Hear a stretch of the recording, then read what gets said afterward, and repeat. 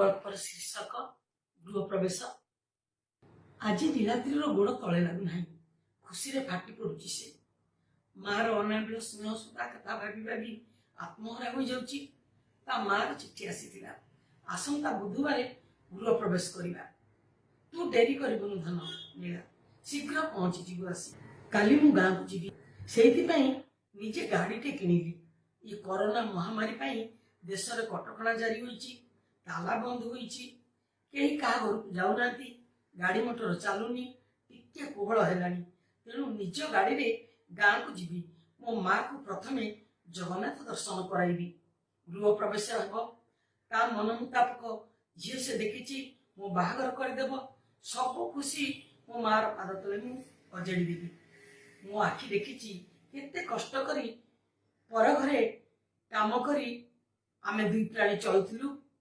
मते पाठ पढ़े सॉफ्टवेयर इंजीनियर टे करिची। पिला दिनु से बाप छंद बोली भाबिबा देनी मते। एबे एबे भी कोरोना छाड़ीनी, कोरोनार प्रादुर्भाव कमिनी। मु कोन करि पारथांती, 3 मास अब गाँ को जाई कि मो माँ को देखिनी। माँ को टिके आखि पुरी देखिबी, तार स्नेह श्रद्धा हासिल करबा को हेले ता कोଳରେ टिके सोई गले से तार राग अभिमान अभियोग सब भूली जीव। जा हेउ मु मो माँ कोଳରେ स्वर्गस्व अनुभव करबी। ता बाश्चर्य ममतार महमपण मो सर्वांगरे बोई होई जीव। से मते देखु देखु आग मो पई साग पखाळ इलिश सुखा भजा आलू पोड़ा बाड़ी देई पाखरे बसी बळई बळई खुआइब। से खाद्य तो मो पई अमृत समान। केते कथा साहित्य रखिथिबो के जानी, कहानी परी बखाणी बसिबो। यही कथा भाबु भाबु केते बेले ता गाड़ी जाई घर पाखरे अटकी गलानी, से जानी पारला नाही। गाड़ी रु ओल्हेई पड़ी से प्रथमे किछि बुझी पारिला नाही। तार पड़िसा घर रघु दादा पाखक आसी कहिले, नीला रे तू डेरी करिदेलु। तम घर प्रतिष्ठा पई बैंक रु तू माँ टंका आनिबाकु जाइतिला भोगराग किनिबो बोली। सेठी से काहाको छुईला के जानी, निजे अछुआ होई गला। आज सकाळे कोरोना रे तो माँ आखि बुझी देला। डाक्तरखाना लोग सब संस्कार करदेले। ये कोरोना महामारी भय तू कौन छुई पारि थांतु तो माँ को देखिबार स्वप्न रहीगला। नीलाद्रीर सते जेपरी आकाशटा ता मथा उपरे खंड खंड होई भांगी पड़ुतिला। से आत्मात्ता ही जाउतिला, चौदिग अंधार दिसुची ताकू। माँ ता उपरे अभिमान करी सते जेमती बाट काटी ताकू छाड़ी चलीगला। सबू थाई तो नीला जी भिकारी हो गला। माँ तू फेरिया, माँ तू फेरिया। तार बुको फटा क्रंदन रे आत्मीय मानक आखिरु आपे आपे लुह झरी जाउतिला। माँ माँ कोई थर थर नीलाद्री संज्ञाहीन होई जाउतिला। धन्यवाद। जय नमस्कार। स्मृति सांत्वनार डिजिटाल कविता आसर को मु निमंत्रित होइथिबारु श्रुति सांत्वनार संपादिका श्रीमती सविता राणी बेहरांक ठारे मोर कृतज्ञता ज्ञापन करुछि। श्रुति सांत्वना पत्रिका एक उच्चमानर पत्रिका। तार संपादिका श्रीमती सविता राणी बेहरा जड़े सुदक्षा संपादिका हेबा संगे संगे जड़े सुलेखिका मध्य। एबे से मध्य जो परी कविता आसर परिचालना करुछंती ता मध्य धन्यवादार्ह। आज से आसर को मते आमंत्रित करिथिबारु मु अत्यंत आनंदित एवं तांकु शुभेच्छा एवं श्रद्धा जनाउची। मो कवितार नाम नारी मशाल। आकाशटू पृथ्वी जाए व्यक्तिर मध्य भागरे त्रिशंकुर स्वर्गरे जीए झुलु थाए, सीए निजे तो मुक्तिर मशालटीए, सीए निजे तो मुक्तिर मशालटीए। शून्य रे झुलु थाए से, शून्य रे झुलु थाए से, बाया बसा परी आशा और आशंकार मझिरे प्राप्ति और नास्तिर संताप और सुखर जातना और द्योतनार खंडाधार परे, जातना और द्योतनार खंडाधार परे। दुई नरम पादरु जार पथक्लांतिर रक्त धार झरुथाए। ଦୁଇ ନରମ ପାଦରୁ ଯାର ପଥ କ୍ଳାନ୍ତିର ରକ୍ତ ଧାର ଝରୁଥାଏ, ତଥାପି ସେ ମାଡ଼ିଯାଏ ସୁଅ ପରି ଆଗେଇ ଯିବାର, ଆଗେଇ ନେବାର ଉତ୍ସାହରେ। ଏମିତି ଚାଲୁ ଚାଲୁ ନିଜେ ରାସ୍ତାଟିଏ ବନିଯିବାରେ ତାର କିଛି ବି ପରୁଆ ନଥାଏ। ନିଜେ କେବେ ରାସ୍ତାଟିଏ ବି ବନି ଯାଇଥାଏ। ସେ ସାମାନ୍ୟ ନୁହେଁ ଯେ ଟେକାଟିଏ ଫିଙ୍ଗିଦେଲେ, କୁର୍ସା ଟିକେ ରଟିଦେଲେ ଭାଙ୍ଗିଯିବ, ସଙ୍କୁଚିଯିବ। ଓଦାବାଲି ଘର ପରି ଝର ଝର ଧସି ପଡ଼ିବ, ଓଦାବାଲି ଘର ପରି ଝର ଝର ଧସି ପଡ଼ିବ, ମାଟି ସହ ମାଟି ହେଇଯିବ। ଢେଲାର ଅବିରତ ମାଡ଼ କରିଦେଇଛି ତାକୁ ଢେଲାଟିଏ। ଖରା, ବର୍ଷା, ଝଡ଼ ଆଉ ଦୁର୍ଦ୍ଦିନ ଦାଉରେ ପୋତି ପଡ଼ିଥିବା ଗଛ ଗଣ୍ଡି ପରି ନିଜ ପାଇଁ, ସମଗ୍ରର ପାଇଁ ବନି ଯାଇଛି ସିଏ ଢାଲଟିଏ। ଖରା, ବର୍ଷା, ଝଡ଼ ଆଉ ଦୁର୍ଦ୍ଦିନ ଦାଉରେ ପୋତି ପଡ଼ିଥିବା ଗଛ ଗଣ୍ଡି ପରି ନିଜ ପାଇଁ, ସମଗ୍ରର ପାଇଁ ବନି ଯାଇଛି ସିଏ ଢାଲଟିଏ, ପଥର କୋଇଲା ଖଣ୍ଡିଏ।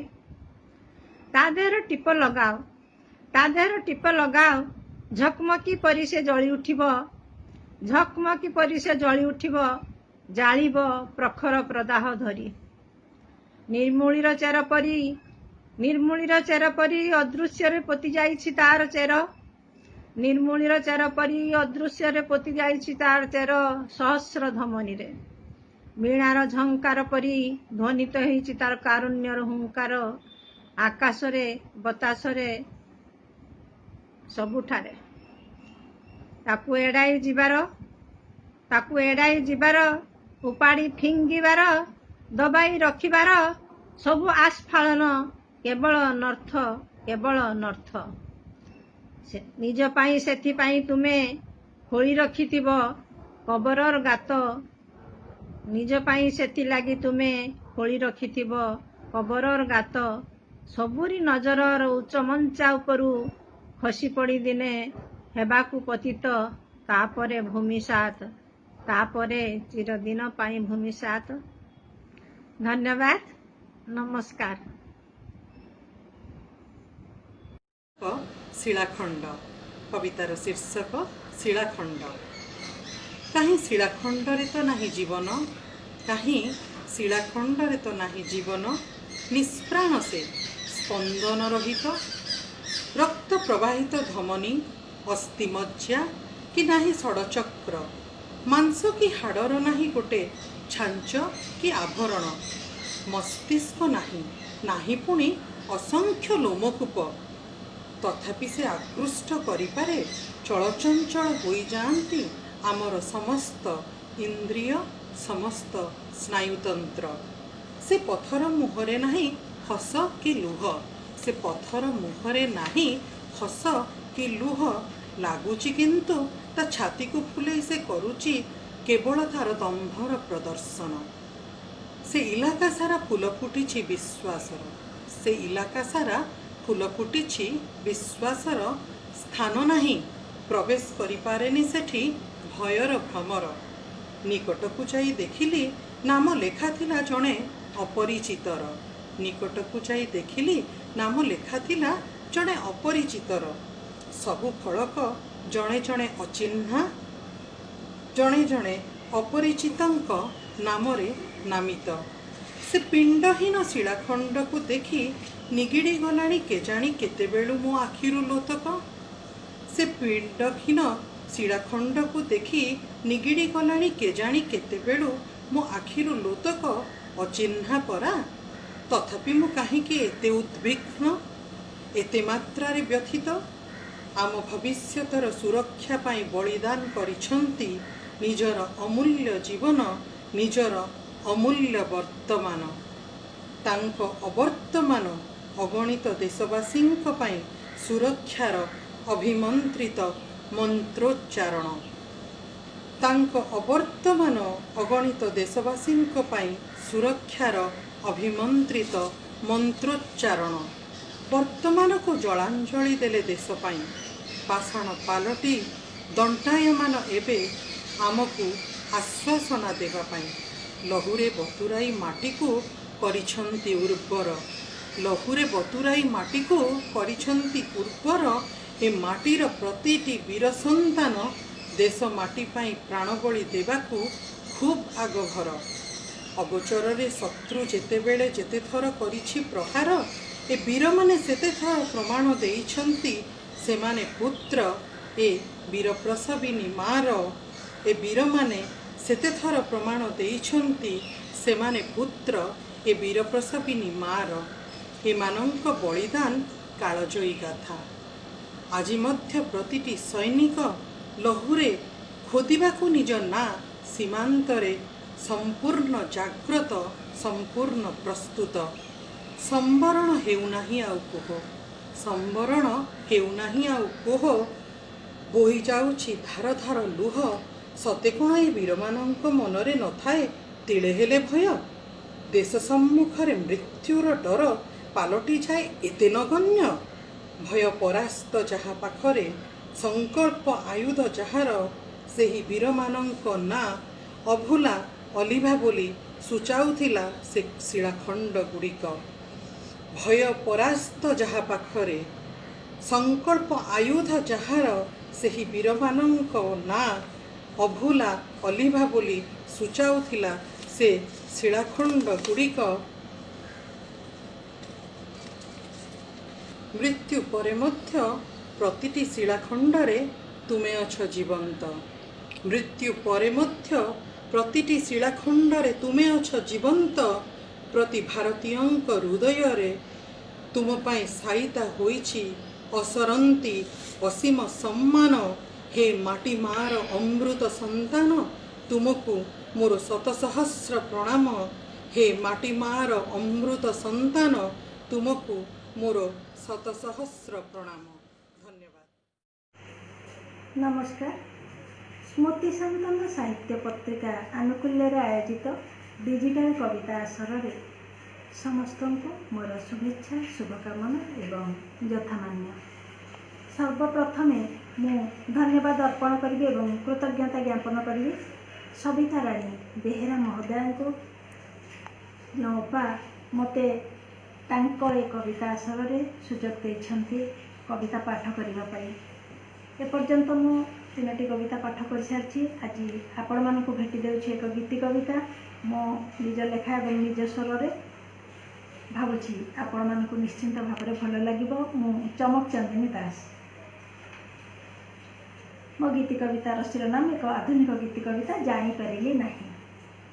मन को मोर सजाई देल प्रीति कुसुम गुंथी भल पाउच कही मन को मोर सजाई देल प्रीति कुसुम गुंथी भल पाउच कही किरे साजिली चुपी चुपी का तुमरी प्रियतमा किरे साजिली चुपी चुपी का तुमरी प्रियतमा जानी परिली नाही मो जानी परिली नाही जानी परिली नाही मो जानी परिली नाही मन को मोर सजाई देल प्रीति कुसुम गुंथी भल पाउच कही मन को मोर सजाई देल प्रीति कुसुम गुंथी भल पाउच कही आश्वासना अरपिथिला जेते सबु किथिला शिरावणर भाषा आश्वासना अरपिथिला जेते सबु किथिला शिरावणर भाषा फर्चा हवा आगरु आकाशटा खसी पड़िला बाई चढ़ेई बसा लेउटी जेबे आसिल तुमे मधुमलय साथे चकित हेली मुही लेउटी जेबे आसिल तुमे मधुमलय साथे चकित हेली मुही किबे साजिले चुपी चुपी का तुमरी प्रियतमा किबे साजिले चुपी चुपी का तुमरी प्रियतमा जानी परिली नाही मो जानी परिली नाही जानी परिली नाही मो जानी परिली नाही ଡେଣାରେ ମାଖି ପ୍ରୀତିର ସାତ ରଙ୍ଗ ଶିଖାଇଥିଲ ଉଡ଼ିବା ପାଇଁ ମୋତେ। ଡେଣାରେ ମାଖି ପ୍ରୀତିର ସାତ ରଙ୍ଗ ଶିଖାଇଥିଲ ଉଡ଼ିବା ପାଇଁ ମୋତେ।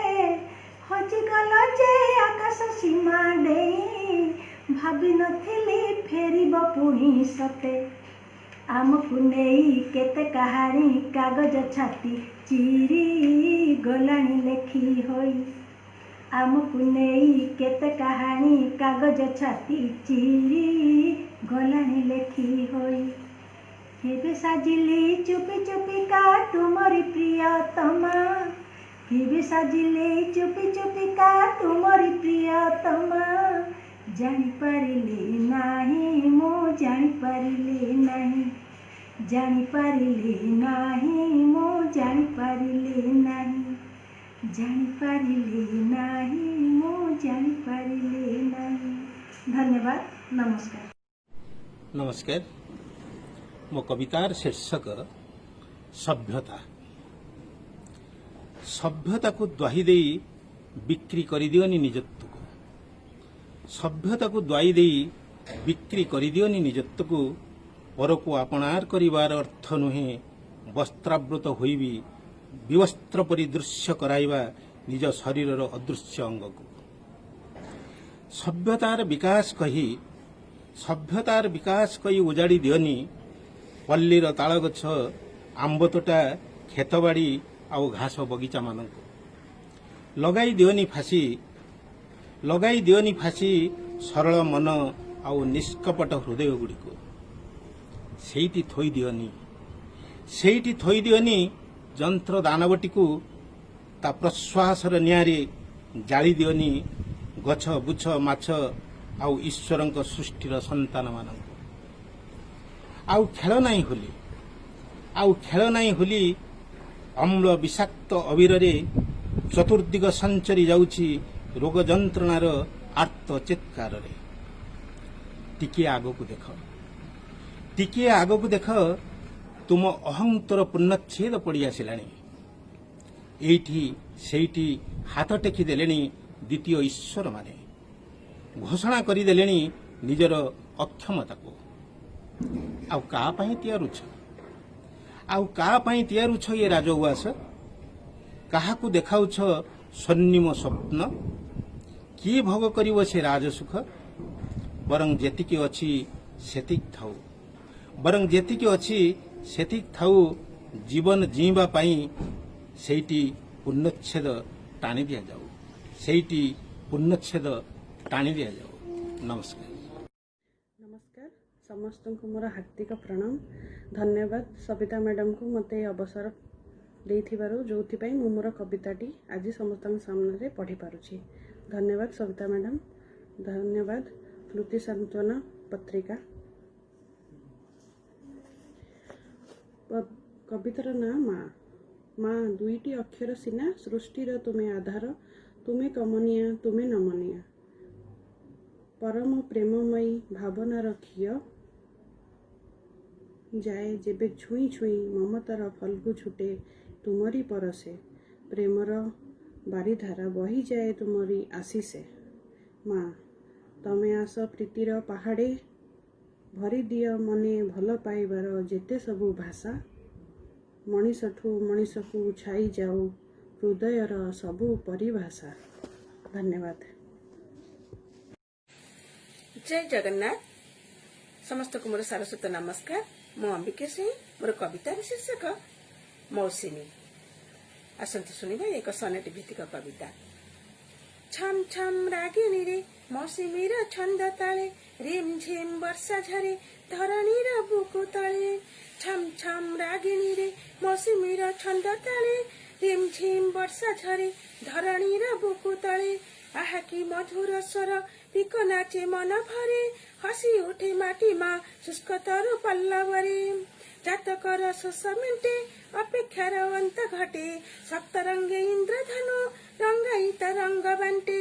सप्तरङ्गे इन्द्रधनु रङ्गाई तरङ्ग बान्टे आकाशरे मेघ खण्ड पालिङ्कीरे आसे झुली बरसाजी आसे बहुत रोषणीरे बिजुली फुलेई बरसाराणी ढाळे अबारी तबारी शस्य श्यामलारे पुरी जाए खेत आउ बारी नई नाल चुआ पोखरीरे भरि जाए जल नई नाल चुआ पोखरीरे भरि जाए जल सरीसृप जल जीव मने भरे कोलाहल मली साथी आसी मौसमी महके मही सारा मली साथी आसी मौसमी महके मही सारा हसे सबुज बनानी हसुथाए सारा धरा हसे सबुज बनानी हसुथाए सारा धरा धन्यवाद। जय जगन्नाथ। नमस्कार। कवि होई करुथुब निर्मल कवित्व मन देई शुणुथिबे रसिक पंडित किंचिते करी आस्वाद करुथिब ताहा कहे कृष्ण कि मधुरे लेखिबई एहा। समस्त कवि और श्रोतामंडली को स्मृति सांत्वनार नवम डिजिटाल साहित्य पत्रिका आसर को सश्रद्ध अभिनंदन शुभेच्छा और यथामान्य। एहार उपदेष्टा प्राण प्रतिष्ठाता संपादिका तथा आज आसरर सभापति पद अलंकृत करिथिबा श्रीमती सविता राणी बेहेरा महोदया तांकर अदम्य परिश्रम अंतरभरा उत्कंठा को पाथेय करी स्मृति सबू को सांत्वना करी तोली धरिबार प्रोत्साहन रे गढ़ी उठिछि एई अनुष्ठान स्मृति सांत्वना साहित्य पत्रिका। आज कोरोनार महामारी समग्र विश्व को कबलित करी आमको नूतन मार्ग रे साहित्य सृष्टि करिबार पथ परिष्कार करि दैछि। सबु रूपर प्रतिरूप परी आसरटी गाँरु सहर सहररु राज्य राज्यरु देश देश बाहरे अर्थात विदेश माटी पहुँची सारी आमे आम हाथ मुठारे समग्र विश्व को धरि पारिछु। एथिपाई श्रीमती बेहेरा को जेते श्रेय देले मध्य कम पड़िबो। सभापति पदरे तांको अभिनंदन ज्ञापन करुछि। प्रारंभिक संगीत गानरे संजुबला रथ महोदया सुललित कंठरे प्रभुंक नामरस को पी पी हृदय रे शीतलता भरिदेवा सहित आसर को भावमय भक्ति रसरे प्लावित कर दैछन्ति। धन्यवाद आपणको। मुख्य अतिथि डाक्टर अनिता पंडा महोदया पूर्वतन चक्षु विशेषज्ञ दिल्ली एम्स। तांकर पेशा और निशा दुईटी जाक स्वतंत्र। डाक्तर होई सेवा करिबा आउ साहित्यिक भावे समाज को दिग्दर्शन देवा दुईटी डाक को से सहजरे आयत्त करि पारिछन्ति। साहित्य भंडार को तांकर 8-9 गोटी पुस्तक दान। आजिर कविता विद्रोह लोड़ा सेतेबेले से समाज रे परिवर्तनर वार्ता बहन करिछन्ति। आवश्यक समाज समय रे समाज रे विप्लव लोड़ा तांको एठारे मुख्य अतिथि पदरे पाई आमे कृतज्ञ। मुख्य वक्ता भावरे श्रीजुक्त सरोज कुमार प्रधान महोदय झारखंडर विच्छिन्न अंचल चक्रधरपुर व्यक्ति विशेष जहाँकर विशेष परिचय होछि समाज सेवा। झारखंड विच्छिन्नांचल सिंहभूमर ओडिया भाषा सुरक्षा आंदोलनर से होउछन्ति मुख्य पुरोधा। एठारे ओडिया भाषा और संस्कृति को बंचाई रखिबा पई से अहरह चेष्टा जारी रखिछन्ति। जेउठारे उत्कलमणि पंडित गोपबंधु दासंकर विशेष अवदान सहित गोदावरीश मिश्र कृपासिंधु मिश्र कृष्णचंद्र पट्टनायकर अवदान को मध्य से विशेष भावरे ध्यान रखिछन्ति। झारखंड सरकारंकर ओडिया भाषा प्रति वैमातृक मनोवृत्ति पई ओडिया भाषा और संस्कृति नष्ट हेबाकु बसिथिला। बहु बाधा विघ्न सत्वे 2011 मसीह झारखंड सरकार ओडिया भाषा को द्वितीय राजभाषार मान्यता प्रदान करिछन्ति। एही विप्लवी कविप्राणर कवितारू बारी पड़ुछि जा भाषा दुर्बला से निश्चय अधम କାହିଁ ହେବ ଆନି ପ୍ରତିଯୋଗୀକ୍ଷମ ବା ମାତୃଭୂମି ଆଉ ମାତୃଭାଷାର ପ୍ରତି ମମତ୍ୱବୋଧର କଥା ଏଠାରେ କୁହାଯାଇପାରେ। ତାଙ୍କର ବହୁମୂଲ୍ୟ ମତ ଆମର ଓଡ଼ିଆ ଜାତିପ୍ରାଣକୁ ନିଶ୍ଚିତ ଭାବରେ ଉଦ୍ବୁଦ୍ଧ କରିବ। ଏଥିରୁ ଅନେକ ଉପାଦେୟ ତଥ୍ୟ ଆମକୁ ଜାଣିବାକୁ ମିଳିଛି। ଆପଣଙ୍କୁ ପାଇ ଆମର ଆଜିର ଆଶର ଧନ୍ୟ ହୋଇଛି। ଅନେକ ଅନେକ ଧନ୍ୟବାଦ, ଶୁଭେଚ୍ଛା। ସମ୍ମାନିତ ଅତିଥି କାନନବାଳା ପଟ୍ଟନାୟକ ମହୋଦୟା ଓଡ଼ିଶା ଲେଖିକା ସଂସଦର ଯୁଗ୍ମ ସମ୍ପାଦିକା ଭାବରେ ସେ କାର୍ଯ୍ୟରତ। ତାଙ୍କର ଗଳ୍ପ ଗୃହପ୍ରବେଶ କରୋନାର ମହାପ୍ରଳୟ ଭିତରେ ସନ୍ଦିଗ୍ଧ ହୋଇପଡ଼ିଛି ନୀଳାଦ୍ରି। ମା'କୁ ଦେଖିବ, ଘର ପ୍ରତିଷ୍ଠା କରିବ। ଗରିବୀର ଭୟାବହତା ଭିତରେ ସ୍ୱପ୍ନଟି ତାର ସାର୍ଥକ କରିବାର ପ୍ରୟାସ କରିଛି। ମାତ୍ର ଭଗବାନ ଦୁଃଖୀକୁ ସର୍ବଦା ଯେ ଦୁଃଖ ଦିଅନ୍ତି, ଘର ପ୍ରତିଷ୍ଠା କରିବାର ଆଶା ନେଇ ଆସିଥିବା ନୀଳାଦ୍ରି ଦେଖିଛି ମା'ର ମୃତ୍ୟୁ। ମା ତାର ଅଛୁଆଁ ହୋଇଗଲା। କରୋନାର ମହାମାରୀରେ କାହାଣୀଟି ବେଶ୍ ପ୍ରତିଫଳିତ। ସୁନ୍ଦର କାହାଣୀଟି। ଆପଣଙ୍କୁ ଧନ୍ୟବାଦ।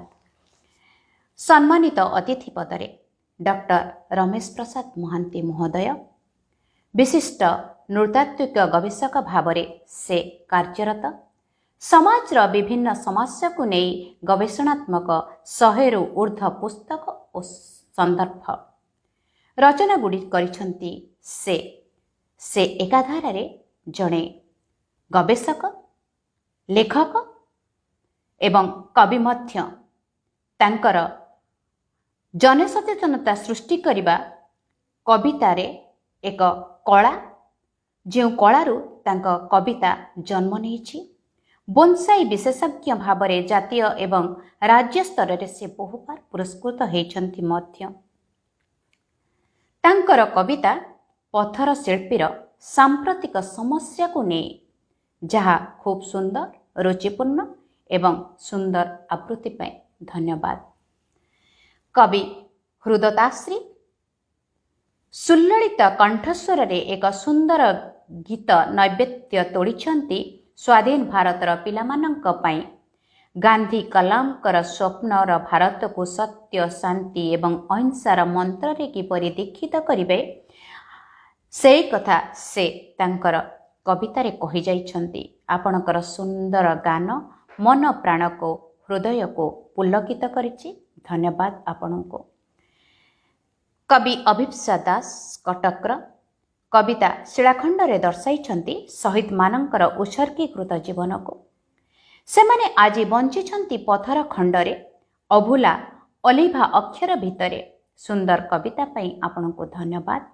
ଗାଳ୍ପିକା କୁସୁମ ପଟେଲ ମହୋଦୟାଙ୍କର ଗଳ୍ପ ସମ୍ପର୍କମାନେ ଏମିତି ଗଢ଼ି ଉଠନ୍ତି। ଜୀବନ ଚରମ ଓ ବାସ୍ତବ, ନିଷ୍ଠୁର ଏବଂ ସତ୍ୟ ହେଉଛି ଶ୍ମଶାନ। ଏ ଜୀବନ ସେଇଠି ସରିବ। ଯେତେ ସମ୍ପର୍କ ଥାଉ ନା କାହିଁକି, କାହାରି ପାଇଁ କିଛି ଅଟକି ଯିବ ନାହିଁ। ଚିରାଚରିତ ପଦ୍ଧତିରେ ଚାଲିବ ଜୀବନ। କାହାଣୀଟି କରୁଣ ଏବଂ ଆବେଗପୂର୍ଣ୍ଣ ମଧ୍ୟ। ଆପଣଙ୍କୁ ସାଧୁବାଦ ଜଣାଉଛି। ଡକ୍ଟର ବିନୋଦିନୀ ପାତ୍ର ମହୋଦୟାଙ୍କର କବିତା ନାରୀ ମଶାଲ। ନାରୀ ଯିଏ ନରମି ଯାଏ, ସେ ନାରୀ। ସେ ଅବଳା ହେଲେ ବି ଦୁର୍ବଳା ନୁହେଁ। ତାର ଜଳି ଯିବାର ଧୈର୍ଯ୍ୟ ଯେତିକି, ଜାଳି ଦେବାର ସାହସ ମଧ୍ୟ ସେତିକି। କବିତାରେ ନାରୀ ସଶସ୍ତ୍ରୀକରଣର ବାର୍ତ୍ତା ବହନ କରିଛନ୍ତି ନାରୀ କବି ଶ୍ରୀମତୀ ଡକ୍ଟର ବିନୋଦିନୀ ପାତ୍ର। କବି ସରୋଜ କୁମାର ମହାନ୍ତି ରାଉରକେଲାରୁ। ତାଙ୍କର କବିତା ସଭ୍ୟତା, ସେ ମଣିଷର ଅମଣିଷପଣ କିପରି ସୃଷ୍ଟି ବିନାଶର କାରଣ ହୋଇଛି, ତାହା ସ୍ପଷ୍ଟ ଦର୍ଶାଇଛନ୍ତି କବିତାରେ। ମଣିଷ ଅମୃତର ସନ୍ତାନ। ସଂସ୍କୃତି, ପ୍ରକୃତି ଓ ମାନବିକତାକୁ ମାରି ସଭ୍ୟତା ଆଡ଼କୁ ଆଗେଇ ଚାଲିଛି ମଣିଷ। ଦୃଢ଼ କଣ୍ଠରେ ସେ ସତର୍କ ବାଣୀ ଶୁଣାଇଛନ୍ତି ମଣିଷ ସମାଜକୁ। ନମ୍ରତା ପ୍ରଧାନଙ୍କର ମା କବିତା, ଯେଉଁ କବିତାରେ ମାର ହୃଦୟ, ମାର କଥା ବାରି ହୋଇ ପଡ଼େ। ଜାରକ୍ତ ସ୍ୱାକ୍ଷର ଏହି ଦେହି ମୋର ଲେଖା, ଜାମମତା ମୋତେ କେବେ ଦେଇ ନାହିଁ ଧୋକା। ଜାଗଳରେ ହସି ଜାଗଳରେ ରୁଷି ଛୋଟଟିରୁ ଥିଲି ବଡ଼ ଦୁନିଆ ଚିହ୍ନିବା ଆଗରୁ ଚିହ୍ନିଲି ସିଏ ତ ମା ମୋର। ଧନ୍ୟବାଦ ଆପଣଙ୍କର ସୁନ୍ଦର କବିତା ପାଇଁ। ଜଣେ ସୁଲେଖିକା ସଂଗଠିକା କବି ଅମ୍ବିକା ସ୍ୱାଇଁ ମହୋଦୟା ବର୍ଷାକୁ ନେଇ ତାଙ୍କର ଏକ ସୁନ୍ଦର ସନେଟ୍। ଆକାଶର ସପ୍ତରଙ୍ଗୀ ଇନ୍ଦ୍ରଧନୁ ମେଘମାଳା ସବୁଜ ବନାନୀ ମେଘ କୋଳରେ ଚପଳା ସତେ ଯେମିତି କବି ପ୍ରାଣକୁ ଏକ ଭାବମୟ ଆବେଗରେ ପରିପୃତ କରିଛି। ମୌସୁମୀ ଆସିଛି ଛମ୍ ଛମ୍ ରୂପ ନେଇ ରାଗିଣୀରେ ବରଷା କାଳ ଅଟେ ମଙ୍ଗଳକାରୀ ପାଳଇ ପରଜାଙ୍କୁ ବରଷିବାରେ। ଧନ୍ୟବାଦ ଆପଣଙ୍କୁ ଆପଣଙ୍କର ସୁନ୍ଦର ସନେଟ୍ ପାଇଁ। କବି ଚମକ ଚାନ୍ଦିତ ଦାସ ମହୋଦୟା ଜାଣିପାରିଲି ନାହିଁ ପ୍ରେମମୟ ସୁଲଳିତ କଣ୍ଠସ୍ୱରରେ ଇଙ୍ଗିତପୂର୍ଣ୍ଣ ଶବ୍ଦମାନଙ୍କରେ ଶ୍ରୋତାମଣ୍ଡଳୀକୁ ତଥା ଆସରଟିକୁ ଭାବପୂର୍ଣ୍ଣ କରିଦେଇଛନ୍ତି। ଆପଣଙ୍କୁ ଅନ୍ତରରୁ ଧନ୍ୟବାଦ ଜ୍ଞାପନ କରୁଛି। ଶେଷରେ ମୁଁ ସ୍ମୃତି ସାନ୍ତ୍ୱନା ପରିବାରର ପୁରୋଧା ସବିତାରାଣୀ ବେହେରା ମହୋଦୟଙ୍କୁ ଧନ୍ୟବାଦ ଜ୍ଞାପନ କରୁଛି। ମୋତେ ଏହି ଅନୁଷ୍ଠାନରେ କିଛି କହିବାର ସୁଯୋଗ ଦେଇଥିବାରୁ ମୁଁ ତାଙ୍କ ନିକଟରେ ଚିରକୃତଜ୍ଞତା ଜ୍ଞାପନ କରୁଛି ଏବଂ ସ୍ମୃତି ସାନ୍ତ୍ୱନା ପରିବାର ଏମିତି ଆଗକୁ ଚାଲୁଥାଉ ଏହି ଜଗନ୍ନାଥଙ୍କ ପାଖରେ ମୋର ବିନତି ଜଣାଇ ଆଜିର ବକ୍ତବ୍ୟକୁ ଶେଷ କରୁଛି। ଧନ୍ୟବାଦ। ବନ୍ଦେ ଉତ୍କଳ ଜନନୀ। ନମସ୍କାର। ସମସ୍ତଙ୍କୁ ମୋର ସାରସ୍ୱତ ପ୍ରଣାମ। ଶ୍ରୁତି ସାନ୍ତ୍ୱନା ଡିଜିଟାଲ ସାହିତ୍ୟ ଆସରରେ ମୋତେ ସୁଯୋଗ ଦେଇଥିବାରୁ ସୁସାହିତ୍ୟିକା ସମ୍ପାଦିକା ସବିତାରାଣୀ ବେହେରାକୁ ମୋର କୃତଜ୍ଞତା। ମୋର ଗଳ୍ପର ଶୀର୍ଷକ ହେଲା ସମ୍ପର୍କ। ଜୁଇର ଲିଲିହାନ ଶିଖା ଛୁଉଁଥିଲା ଆକାଶକୁ। ଶେଷ ହୋଇଯାଇଥିଲା ଏକ ଅମୂଲ୍ୟ ଜୀବନ। ଭସ୍ମ ହୋଇଯାଉଛି ଗୋଟିଏ ସୁନ୍ଦର ସୁଠାମ ଶରୀର। ଆଉ କାଲିଠାରୁ ଦିଶିବ ନାହିଁ ସେ ଲୋକଟି। ଶୁଣାଯିବ ନାହିଁ ତାର ସ୍ୱର। ହଜିଗଲା ଗୋଟେ ବଂଶର ଗାରିମା। ପଡ଼ିଗଲା ଏକ ଘରର ମଜବୁତ ଖମ୍ବ।